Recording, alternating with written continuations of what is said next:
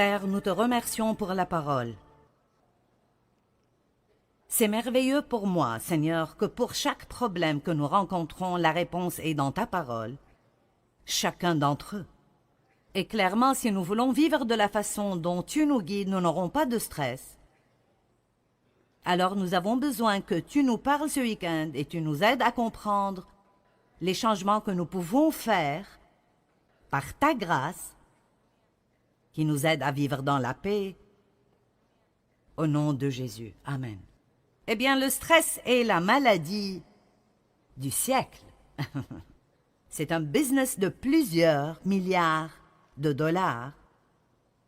Le traitement du stress, le remède pour le stress, que ça vienne du fait de payer un psychologue ou de différents médicaments ou livres ou cours de gestion du stress ou séminaires ou quoi que ce soit. Vous avez vu comment vous avez réagi? Et quand j'ai dit au groupe de louanges ce que j'allais enseigner, ils ont tous dit « Oh, nous allons vraiment écouter ce week-end. » Et alors, je pense sûrement que nous comprenons tous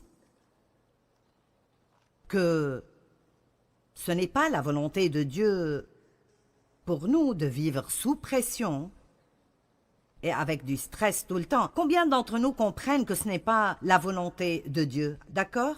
Et donc, c'est une maladie de notre culture.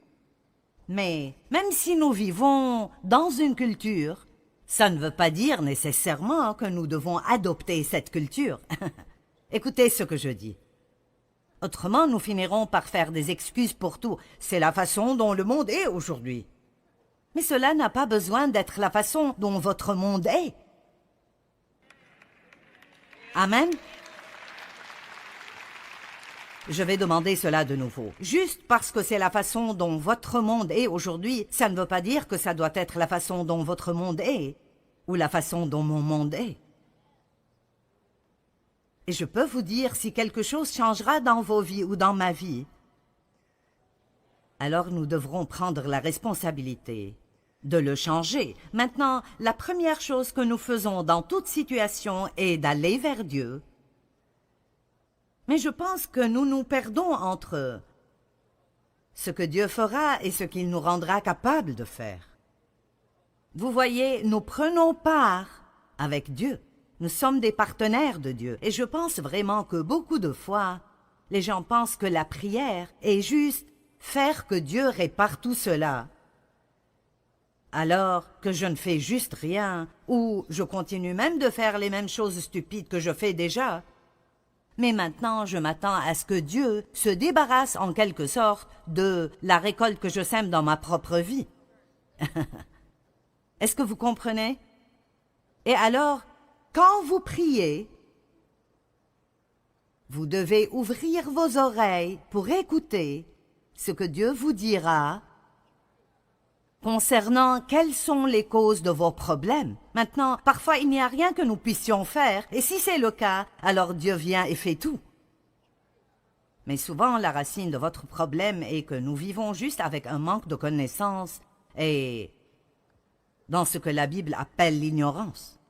Nous ne marchons pas dans la sagesse, nous faisons des choses parce que c'est juste la culture dans laquelle nous vivons, et c'est ce que tout le monde fait, et donc nous faisons cela. Mais nous devons retourner à la parole de Dieu tout le temps, retourner à la parole de Dieu, et les proverbes sont pleins de sagesse. Retournons à la parole de Dieu et prenons un engagement de ne pas vivre d'après ce qui arrive autour de nous, mais de prendre des décisions d'après la direction du Saint-Esprit. Combien croient que si nous sommes tous dirigés par l'Esprit, nous aurons des vies plutôt paisibles? D'accord. Donc, je n'ai pas de baguette magique que je remuerai au-dessus de vous pour que tout votre stress disparaisse. Et personne d'autre non plus, en fait. Je pense que parfois, quand les gens vont à des cours de gestion du stress ou de conseils, je ne pense pas qu'ils vont souvent avec cette pensée « je suis prêt à faire un changement ». Ils pensent plutôt « je veux que quelqu'un résolve mon problème ». Et nous devons nous arrêter ici une minute où toute cette chose sera inutile. Je ne peux pas résoudre vos problèmes, et Dieu non plus, si vous ne faites pas ce que Dieu vous dit de faire, ou faites ce que Dieu vous dit de ne pas faire. Je veux que vous compreniez ceci, parce que c'est venu à moi vraiment fortement, que la prière n'est pas...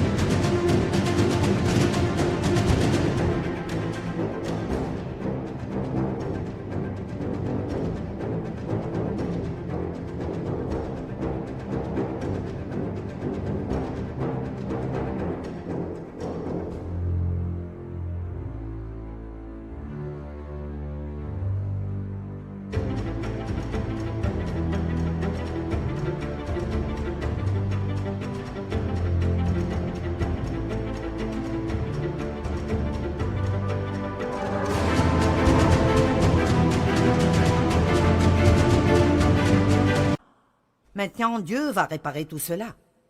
Je veux dire, il y a tellement de fois où c'est ce qui arrive parce que peut-être que vous faites déjà ce que Dieu vous demande de faire et maintenant Dieu doit faire sa part. La prière n'est pas juste parler à Dieu.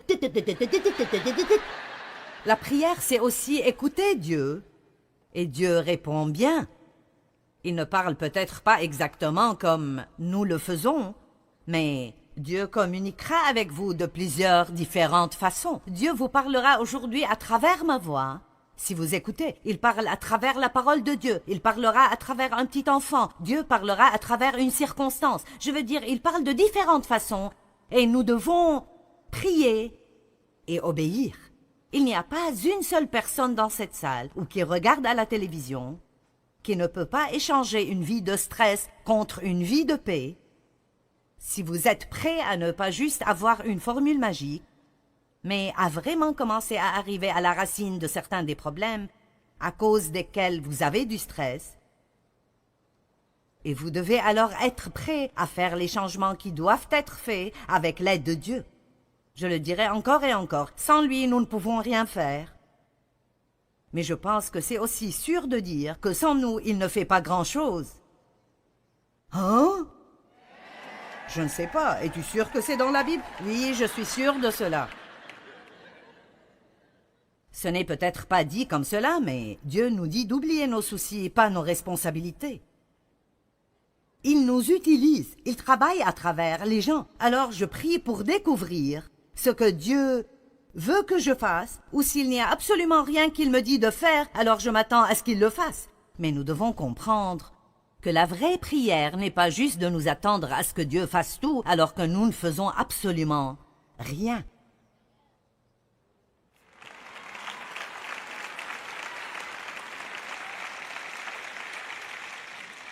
Le stress est tout autour de nous, et il y a peu de chances qu'il diminue.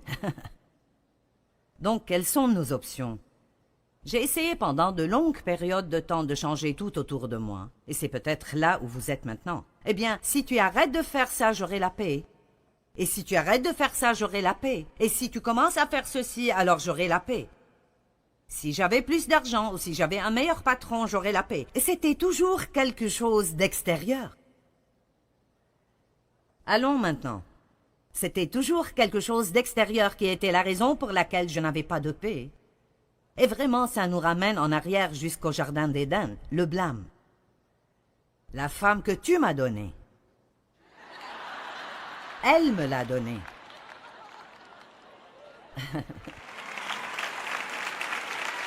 Excuse-moi? Je pensais que les hommes voulaient être à la tête de la maison.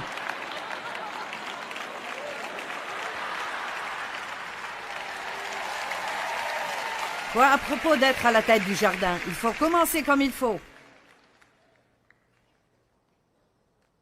Ne vous inquiétez pas, je continue.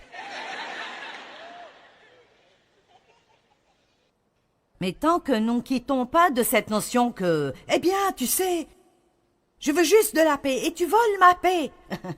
Et si mes circonstances changeaient, j'aurais plus de paix. Vos circonstances, je ne veux pas être décourageante. Vos circonstances changeront peut-être, mais vous en aurez d'autres. Hein? Je veux dire, c'est vrai, vous savez, vraiment, Celles que vous avez s'en iront. Quelque chose d'autre viendra. Nous devons juste apprendre comment être dans le monde, mais ne pas agir comme lui. Donc le stress est tout autour de nous. Il n'est pas prêt de diminuer, donc quelles sont nos options? Eh bien, nous n'en avons que deux d'après ce que je perçois. Continuer à être stressé jusqu'à ce que nous craquions. C'est une option et, tristement, je sais que certains de vous prendront cette option. Ou vous pouvez apprendre à ne pas être affecté par le stress en l'empêchant de venir en vous. Ce qui est autour de nous n'a pas besoin d'entrer en nous. Amen. La paix a été définie comme étant un cœur calme. Et mon Dieu, j'aime cela. Un cœur calme. Jésus était entouré par des situations stressantes. Rejeté par sa famille et ses amis. Certains passent par cela maintenant. Vous laissez cela vous stresser. Accusé d'être vil, accusé de faire quelque chose ou avoir une sorte de motif méchant qui n'est pas vrai à votre propos du tout. Les fausses accusations peuvent nous stresser. Nous voulons convaincre tout le monde que nous sommes bons.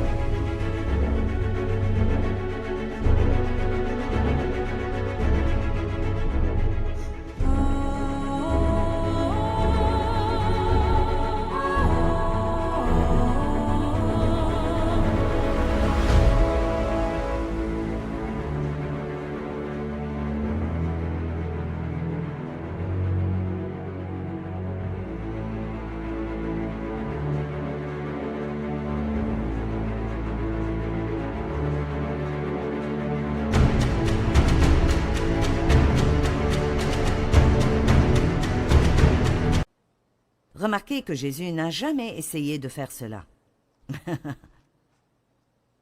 Ses disciples avaient besoin de beaucoup de corrections.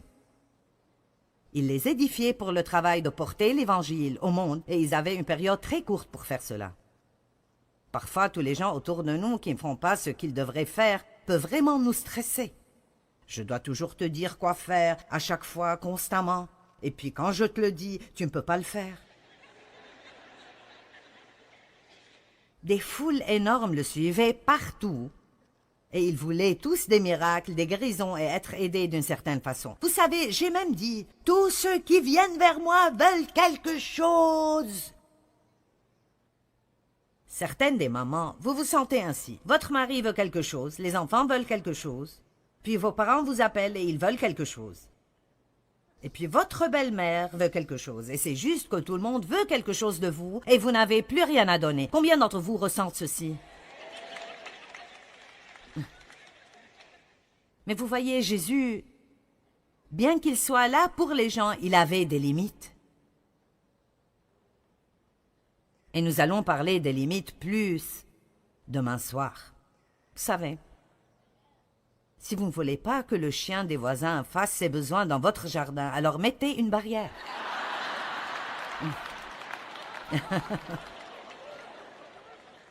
Amen. Et cela veut dire que nous devons mettre des barrières autour de nos vies et dire « Tu peux t'approcher comme ça, mais tu ne peux pas venir plus près. »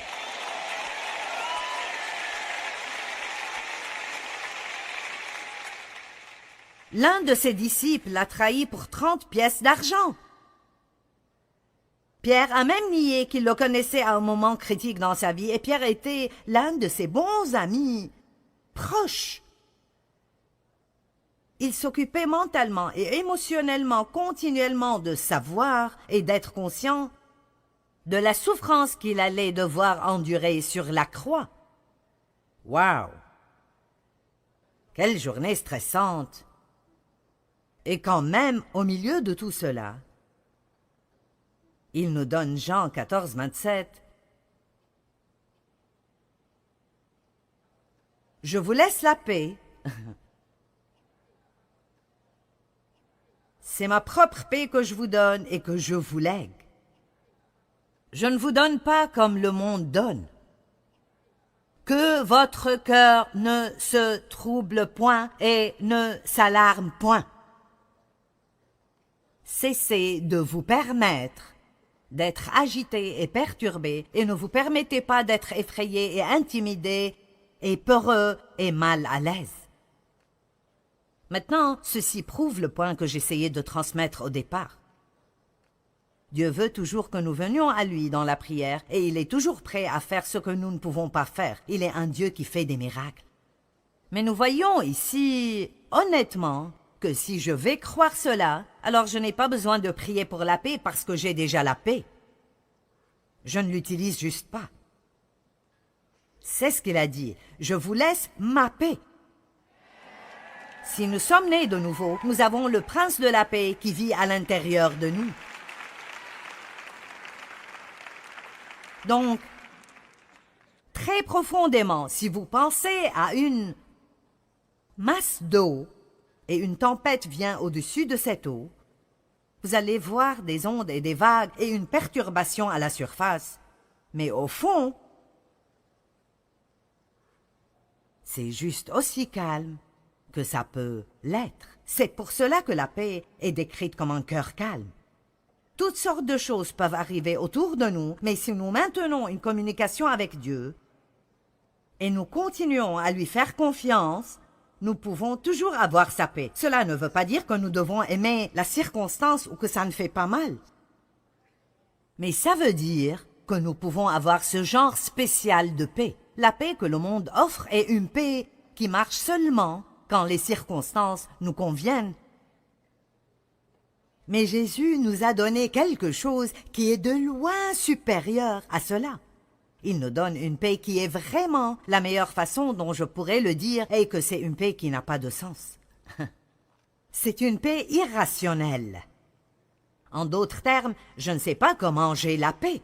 Vous vous sentez embarrassé de dire à quiconque que vous avez la paix parce qu'ils penseront que vous êtes juste en train d'être hyper religieux ou quelque chose, mais vous pouvez honnêtement avoir la paix dans les circonstances les plus difficiles si vous avez vraiment une relation profonde avec Dieu. Et je vous le dis, je pense que nous avons besoin de plus d'enseignements plus profonds. Amen. Je pensais à cela cette semaine alors que je pensais à plusieurs choses différentes et comment il y a des années,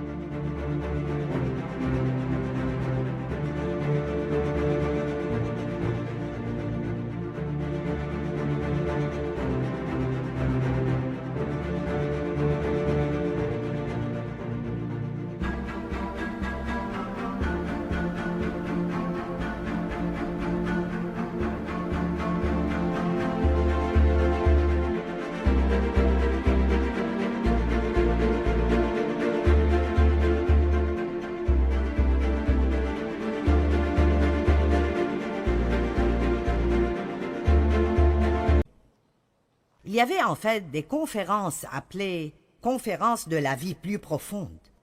Et nous avons besoin de plus de cela. Dans Luc 5, Jésus a dit « Allez là où l'eau est profonde et préparez-vous pour une quantité ». Donc nous avons besoin d'apprendre comment vivre d'après nos cœurs et d'après nos esprits et pas juste continuer à réagir d'après tout ce qui arrive autour de nous. « Eh bien, je ne sais pas comment faire cela. Continue à prêcher, ma sœur. » D'accord, eh bien, quelle valeur donnez-vous à la paix?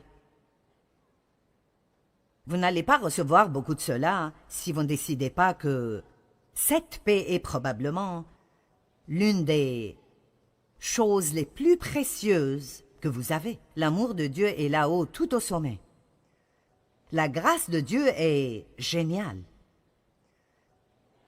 Mais je vous le dis, cette paix Mince, c'est si important. Laissez-moi vous poser une question. Pourquoi sortiriez-vous même du lit si vous devez sortir du lit et être gêné toute la journée?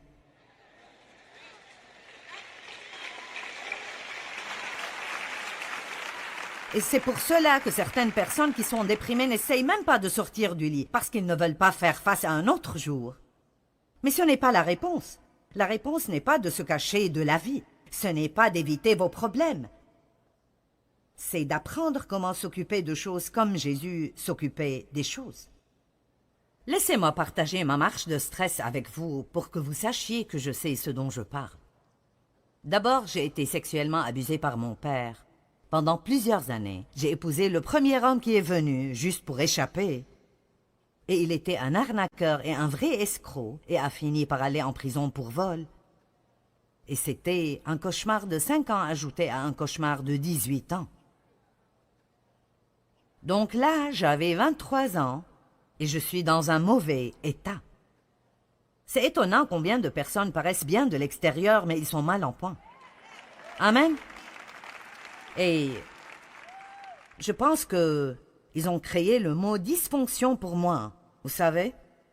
C'est pour cela que je suis si radicale concernant la parole de Dieu, parce que c'est ce qui m'a changé. Et non seulement la lire, mais la recevoir, l'aimer, lui obéir. Et ça a été une aventure de 40 ans, mais laissez-moi vous dire, la parole de Dieu travaillera dans votre vie si vous ferez tout ce qu'elle vous dit de faire. Et ne me dites pas ce « je ne peux pas », parce que tout ce que Dieu nous dit de faire, il nous donnera la capacité de le faire si nous le voulons.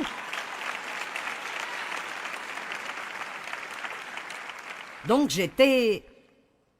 je m'inquiétais, j'étais pleine de peur, j'étais en colère, je n'étais pas assurée. En résumé, je ne me sentais pas bien à mon égard. Donc j'ai essayé de trouver de la valeur dans mon travail et dans l'accomplissement. Donc j'ai travaillé jusqu'à la mort. Est-ce que vous êtes passé par là? Amen.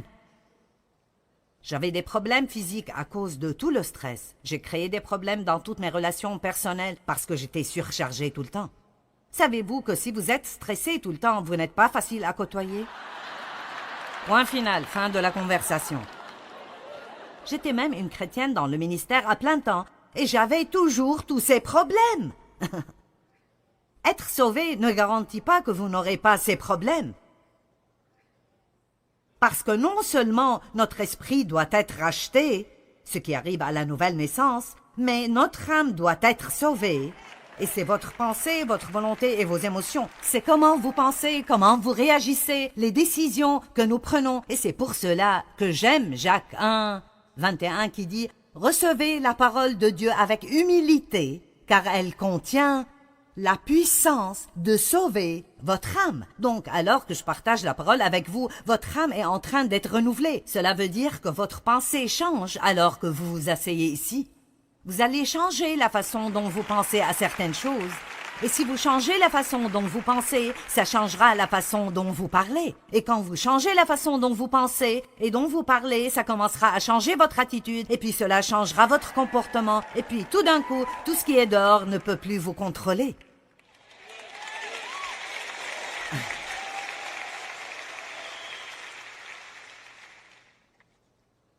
Après plusieurs années de tourments, j'ai finalement décidé que j'allais avoir la paix à tout prix.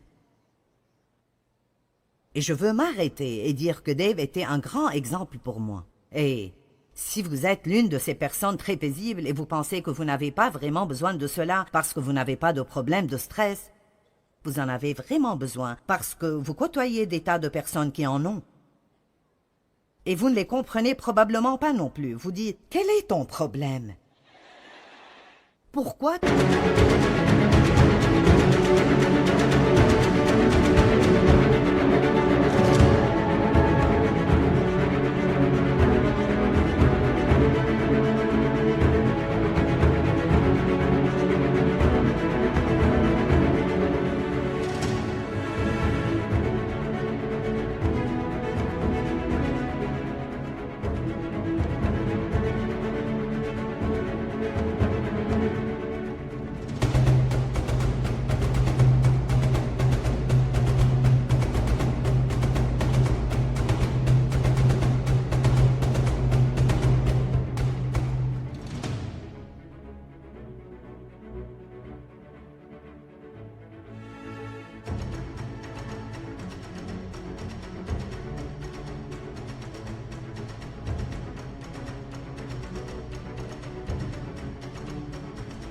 te fâcherais-tu à ce propos? Pourquoi t'occuperais-tu de cela? Eh bien, ils sont comme ça.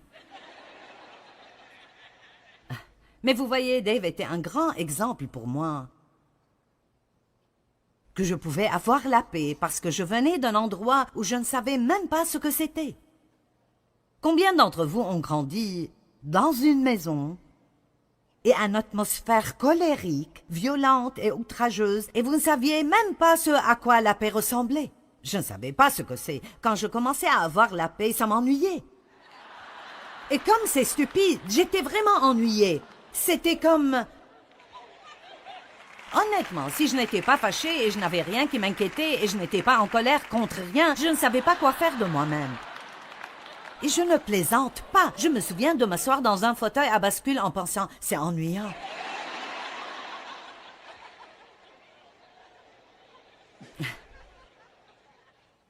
Si vous allez vraiment sortir avec ce message, vous allez devoir passer par un choc culturel. J'ai décidé que si Dave pouvait l'avoir, je pouvais l'avoir. Si quelqu'un pouvait l'avoir, je pouvais l'avoir.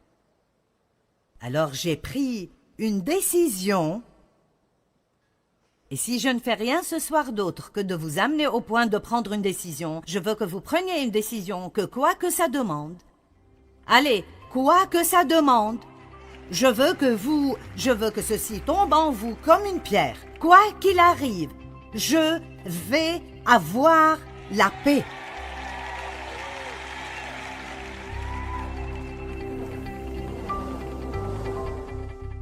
Vous ne devez pas vivre surchargé et stressé.